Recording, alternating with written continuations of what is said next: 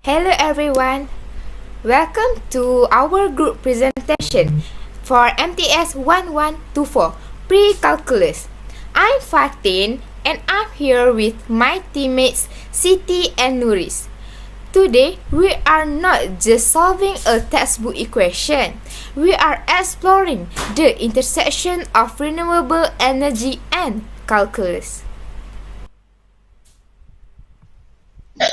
So, we actually spent quite a while looking for the right problem statement. We want something we call non-routine, and we found this fascinating scenario regarding solar energy optimization. So, most calculus problems in class are plug and play. But the solar panel optimization problem we found required us to build a bridge between physics and math. Yes, that's right, Siti.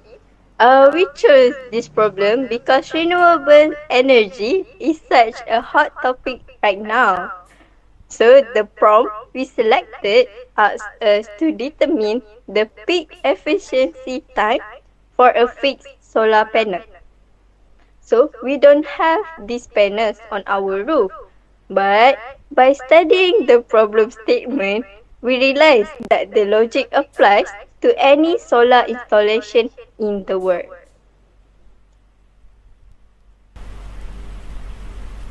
Before we start the maths, let's talk about the why. Why does a solar panel need calculus? Siti, when you first look at this, didn't you think it was just about pointing the panel at the sun? Fatin, I did. But then I realized the sun is a moving target, which is if the panel is fixed at an angle alpha, it's only perfect for a few minutes a day. And calculus allows us to find exactly when those minutes occur. Okay, so for our discussion about the solar panel, we've decided to divide this into three main phases: the modeling phases, the differentiation phase where we find the peak, and the integration phase where we calculate the total energy of sunlight.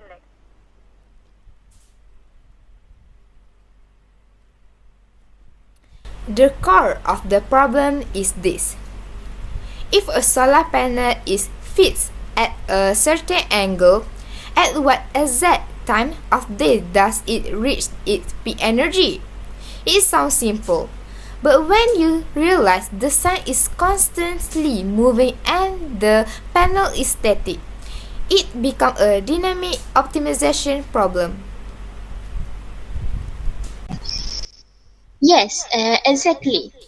It's not a routine problem because a student has to understand the geometry of the sun's path and the trigonometry of the panel's tilt before they can even apply any calculus. Okay, so let's start with the modeling phase. So let's look at our assumptions. We are modeling a 12-hour day from 7 a.m., which is t equal to 0, to 7 p.m., which is t equal to 12. So, Fatin, why is it important to use t equal to 0 for 7 a.m. instead of just using the actual clock time? That's a great question. In calculus, our functions are much easier to handle when the domain starts at 0. If we use 7, our shift would be more complicated. By setting t is equal to 0, we make our time-based function much cleaner. Okay, so now for the sun's movement. It covers 180 degrees in 12 hours, which is in radians, that is a pi radians. So, the angular velocity is pi over 12 radians per hour.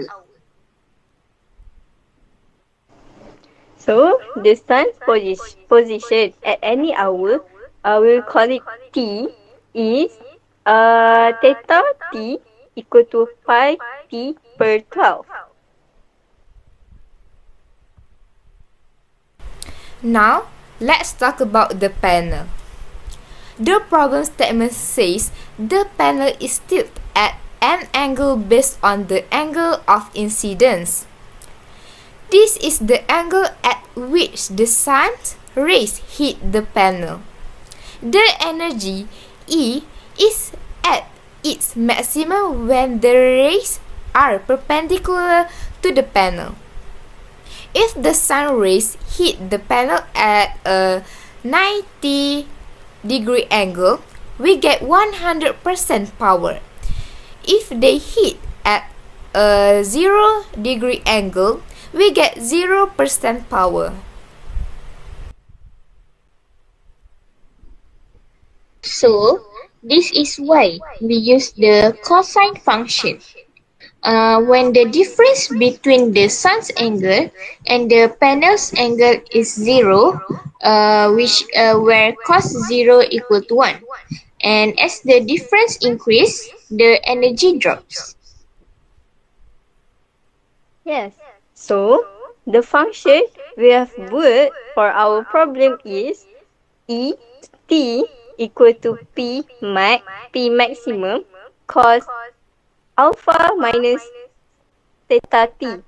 So, by substituting our sun angle, which I have said earlier for the theta T, we get our final working model, which is E T equal to P maximum cos alpha minus pi T per 12. Okay, so P maximum here is just a constant for the panel's capacity. For the rest of this discussion, let's assume our panel is tilted at 45 degrees, which is pi per 4 radians.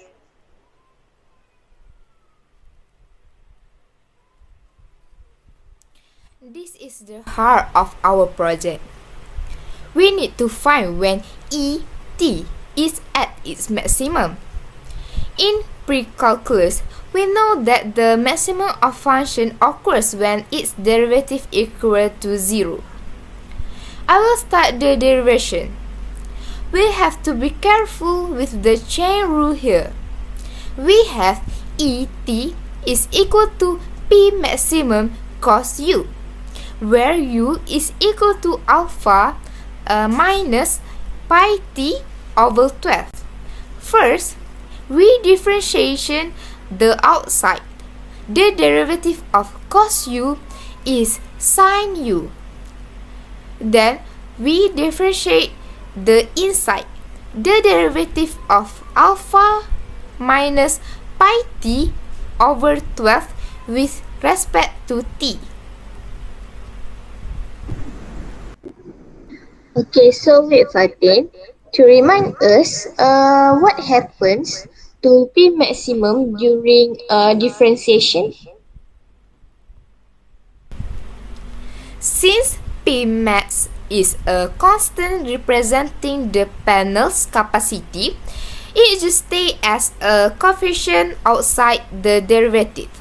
So, the derivative of cos U, which is sin U, will multiply by the derivative of the inside. And the derivative of the inside, alpha minus pi T per 12, is just going to be negative pi per 12 because alpha is a constant, right, Fatin? Exactly, Nuris.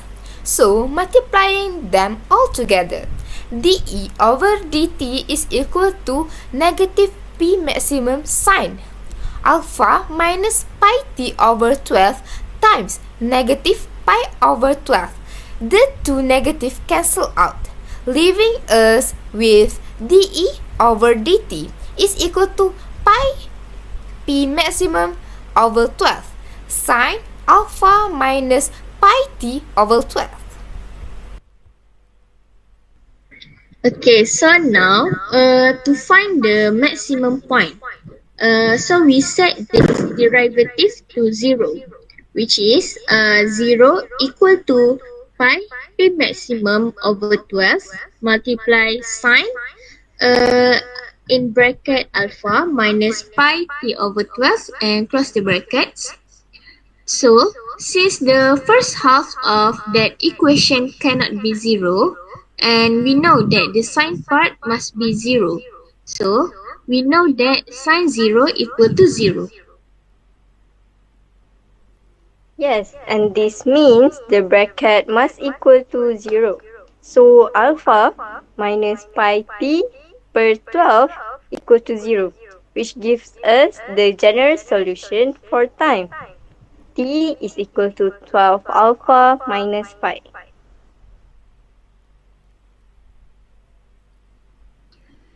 Okay, so let's plug in our 45 degree, which is pi over 4 radians. So it will be t equal to 12 multiply pi over 4 over pi.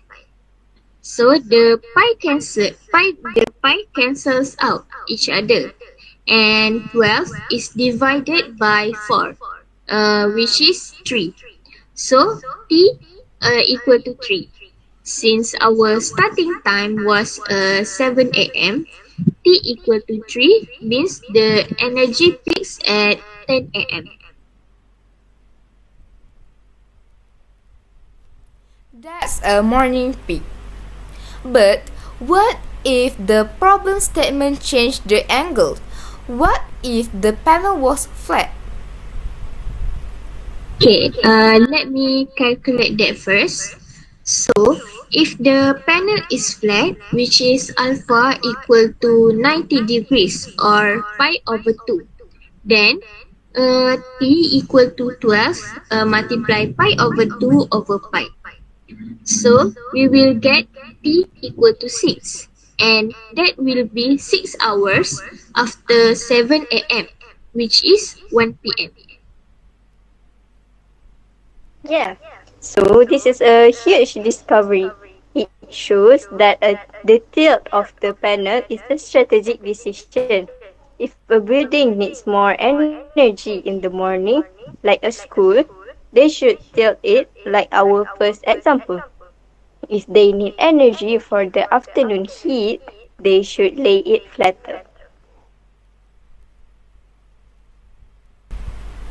That's a perfect example of why this is not a routine problem. A simple guess might lead someone to think the peak is always at noon, but the maths prove that the tilt of the panel completely changed the timing of the energy peak.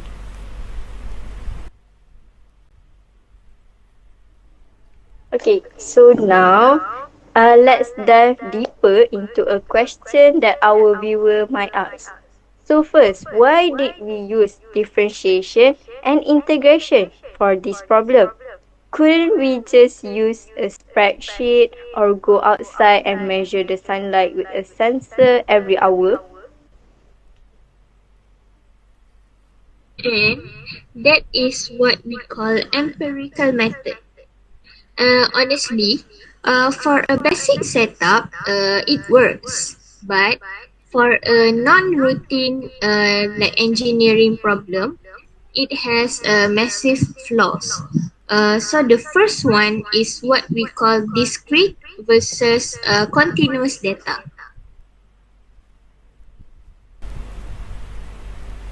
Right.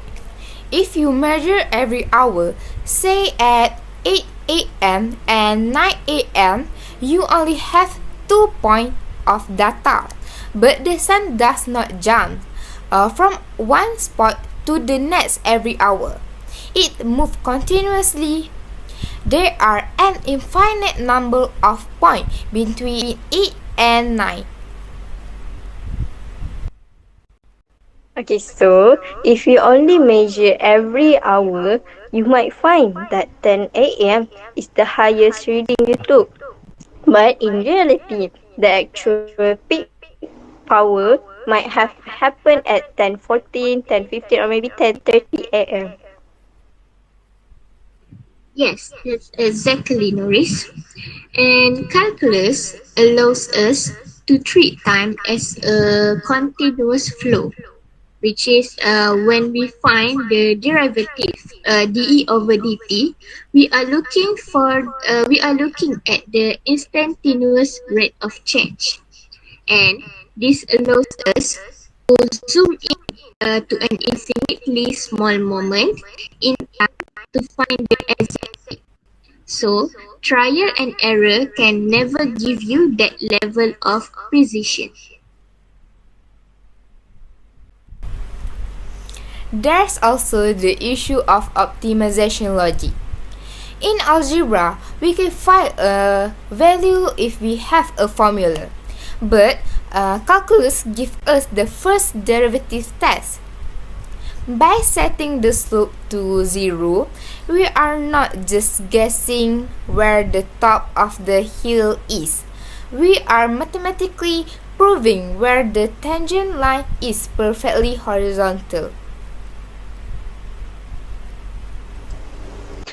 I also think we should mention about predictive power. So if you use the manual measuring method, you have to wait for the sun to come out. What if it's a cloudy day? Our data would get ruined. That is true. But with our calculus model, the weather doesn't stop the math. We can simulate the peak for a sunny day, a hazy day, or even a different season just by adjusting our constants. And with that, we can solve a year's worth of energy problems in a single afternoon without ever leaving our desk. Plus, think about the scalability. If we were hired to install panel for the whole university, we could not go to every single building and measure the sun for 12 hours. Exactly. We would just take the roof tilt angle, our alpha, plug it into the general solution we derive, which is T equal to 12 alpha per pi. So, in 5 seconds, we have the peak time for every building on a campus. That is the strategic decision making that our project prompts talks about. And don't forget about the second derivative test. If we want to be super rigorous, we could differentiate a second time. And if the result is negative, it proves our point is a global maximum, not just a local one. And it guarantees we are not suggesting a time when the energy is actually at its lowest. So, in short, we use calculus because it's precise, it's predictive, it handles continuous change, and it allows for universal application. Other methods are just guessing, but calculus is knowing.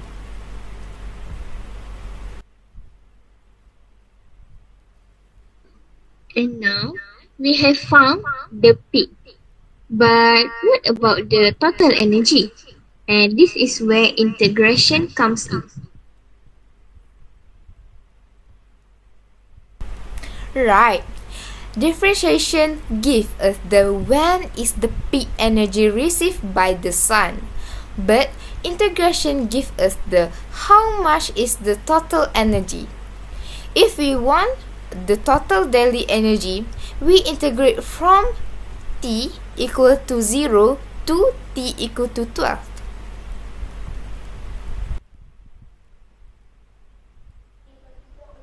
Okay, so the integral of equation Et equal to P maximum cos alpha minus pi t per 12 would give us the area under the curve. In our graph, the larger the area under the curve, the more money the building saves on electricity. Okay, so why do we use integration? Why not just take our peak power and multiply it by 12 hours to get the total energy? If we did that, we be overestimating the energy by huge amounts. If you assume the power is at the peak all day, you are pretending the sun stays at that perfect angle from 7 a.m. to 7 p.m. Exactly, Fatin. That's like running a marathon at your sprint speed. We can never do it. So the power starts at zero at sunrise, slowly climbs to the peak we found at 10 a.m. and then decays as the sun moves away. So, this is where the definite integral is superior to basic multiplication. Integration allows us to calculate the accumulation of every tiny watt second of energy, and each of those infinitesimal slices of time has a different power level. So integration is the only way to sum them all up perfectly to get the total yield in kilowatt hours. It's really the difference between a snapshot and a movie. Differentiation is the snapshot of the best moment. Integration is the whole movie of the day's performance. Okay, so the problem about this solar panel really showed us the power of pre-calculus. It's one thing to solve a derivative in a textbook, but it's another thing to use it to predict the behavior of a renewable energy system. And I agree. So it required us to use modeling, the chain rule, and trigonometric identities all in one go. So it definitely meets the criteria for a high-level non-routine problem. This has been a very productive discussion. We have successfully moved from a physical problem statement to a mathematical model. Use differentiation to find a peak, done a comparative analysis, and discuss how integration measures total success. And it really shows that math is not just about numbers in a book. It's about making smarter decisions for our environment. Yes, definitely. So that concludes our group presentation for NTS 1124 pre-calculus. We hope our analysis of the solar panel problem was clear and helpful. Thanks for watching. Bye. Bye.